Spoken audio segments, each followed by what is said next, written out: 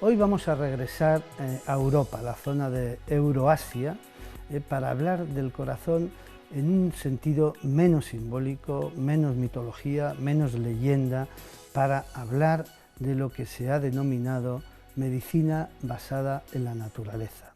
Seguimos en la Biblioteca de la Historia de la Medicina de la Universidad Complutense de Madrid. Yo soy Carlos Macaya, jefe del Servicio de Cardiología del Hospital Clínico de San Carlos, de aquí de Madrid, catedrático de Cardiología de la Universidad Complutense. Hoy vamos a hablar de la medicina greco-romana.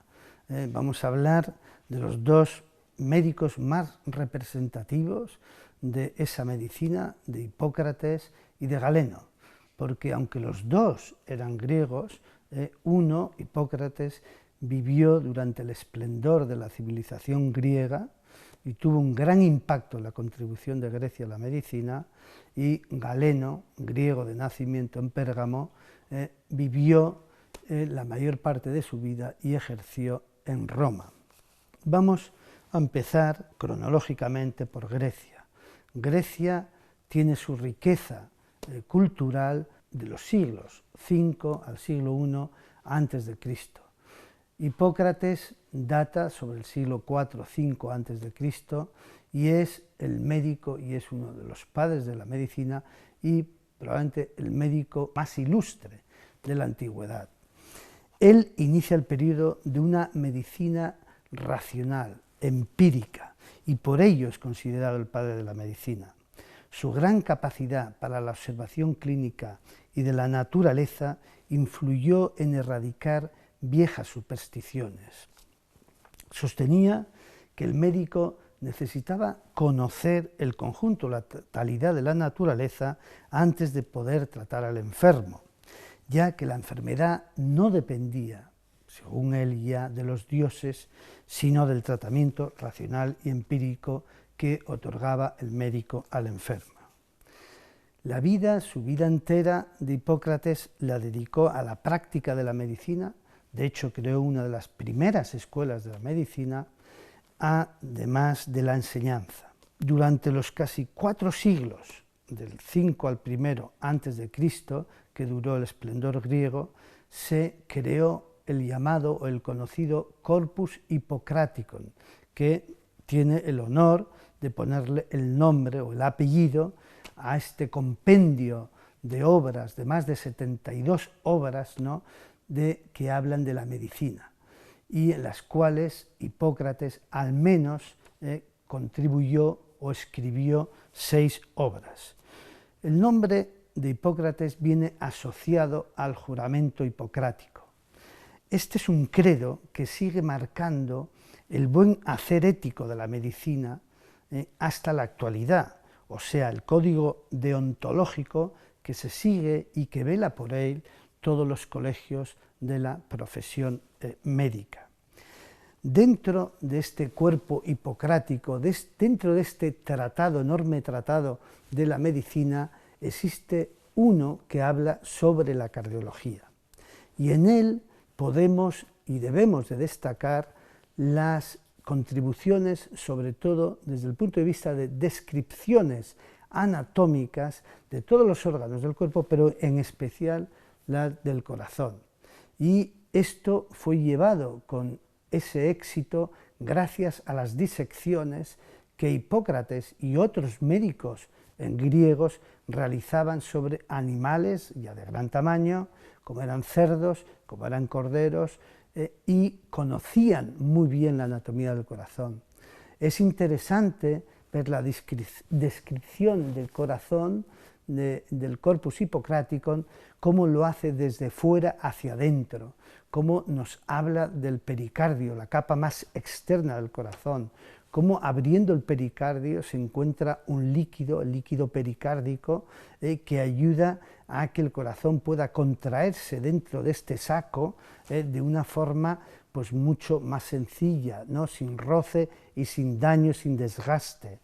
El color, la forma, todo esto nos lo cuentan en el libro sobre cardiología del Corpus Hippocrático. pero luego llega a disecar lo que son las cavidades cardíacas, se identifican los ventrículos, se habla de un ventrículo derecho, se habla de un ventrículo izquierdo, se habla de las aurículas, también de la derecha y la izquierda, incluso cuestionan si son ya cavidades que pertenecen o no al corazón, se habla de las válvulas cardíacas e incluso de los vasos sanguíneos, ¿no?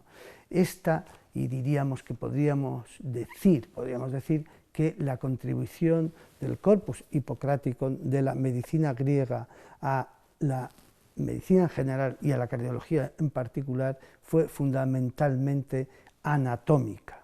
Anatómica porque fue posteriormente otro gran médico, otro padre de la medicina, que es Galeno, nacido en Pérgamo, que va a Roma, que va a vivir durante los siglos I y II después de Cristo, en pleno esplendor del Imperio Romano, quien hace las contribuciones más importantes a la medicina, Galeno.